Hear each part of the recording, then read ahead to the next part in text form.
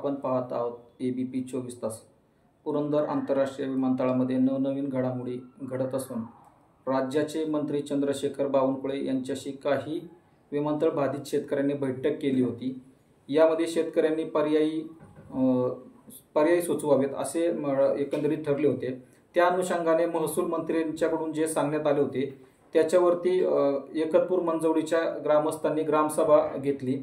या ग्रामसभेमध्ये काय साधारणतः ठरलं ते आपण पुढे पाहणार आहोत।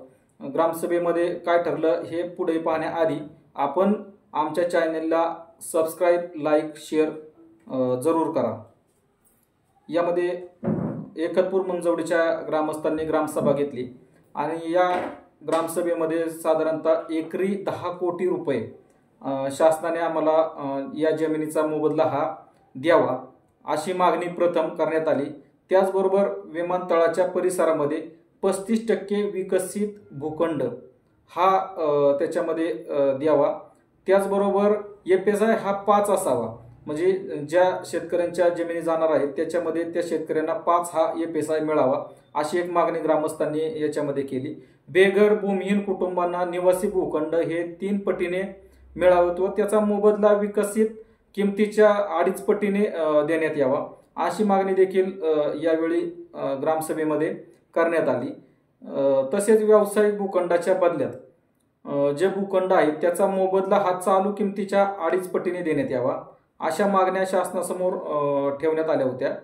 या मागण्या शासनासमोर ठेवण्या आणि त्याच्यावरती ग्रामस्थांनी ग्रामसभा घेत ह्या सगळ्या मागण्या मान्य करून पुढे ज्या हरकती मागवण्यासाठी जो वेळ दिलेला आहे तो 29 मे पर्यंत साधारणतः हरकती मागवण्याची अंतिमची मुदत आहे। ती अंतिमची मुदत ही अजून 10 दिवस आम्हाला देण्यात यावी अशी जिल्हा प्रशासनाकडे काही ग्रामपंचायतींनी मागणी केलेली आहे। त्याच्यामध्ये 10 दिवसामध्ये अजून काही हरकती वाढण्याची देखील शक्यता आहे।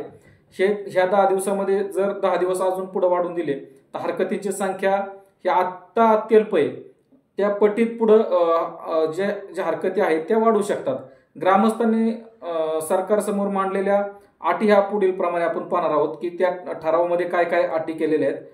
रोख परतावा हा 10 कोटी प्रति एकर असा मिळावा, म्हणजे बाधित क्षेत्र हे 35% विमानतळाच्या हद्दीमध्ये भूखंड देण्यात यावा, त्याचा 5 हा FSI असावा। प्रकल्पात येणाऱ्या शासकीय व निमशासकीय किंवा खाजगी आस्थापनावरील कुशल व अकुशल स्वरूपाच्या नोकऱ्या, रोजगाराच्या संधी बाधित भूमिपुत्रांना व त्याच्या वारसांना देण्यात याव्यात अशी एक मागणी खरं तर ग्रामसभेने शासनापुढे ठेवलेली आहे। त्याच्यामध्ये शासकीय नोकरीत व शिक्षणात गुणवत्तेवर आधारित आरक्षण व प्रकल्पग्रस्त जे आहेत त्याच्यामध्ये प्रकल्पग्रस्ताचे दाखले हे बाधित भूमिपुत्रांना देण्यात यावेत अशी देखील मागणी या ग्रामसभेमध्ये ठेवण्यात आलेली आहे। त्याचबरोबर बेघर व भूमिहीन कुटुंबांना निवासी भूखंड 3 पटीत मिळावा व मोबदला चालू किमतीच्या 2.5 पटीने देण्यात यावा। तसेच व्यावसायिक भूखंडाच्या बदल्यात भूखंड व मोबदला किमतीच्या 2.5 पटीने देण्यात यावा अशी मागणी ग्रामसभेने एकतपूर मंजवडीच्या ग्रामसभेने केलेली आहे। प्रकल्प बाधित क्षेत्राचा मोबदला देताना सरसकट किंमत ठरवण्यात यावी, यामध्ये जिरायती आणि बागायतीचा कुठलाही विचार करण्यात येऊ नये अशी पण मागणी याच्यामध्ये करण्यात आलेली आहे। जमीन भूसंपादन प्रक्रिया ही MIDC कडे न देता एखाद्या दुसऱ्या शासकीय संस्थेकडे त्याची मागणी जे भूसंपादन करायचे ते दुसऱ्या संस्थेकडे द्यावेत, कारण ह्या संस्थेकडे MIDC कडे हे भूसंपादन नको अशी देखील मागणी या ग्रामसभेने केलेली आहे। याच्यामुळे आता आणखी हे एकतपूर मंजवडीच्या ग्रामसभेने केलेले ठराव आहेत।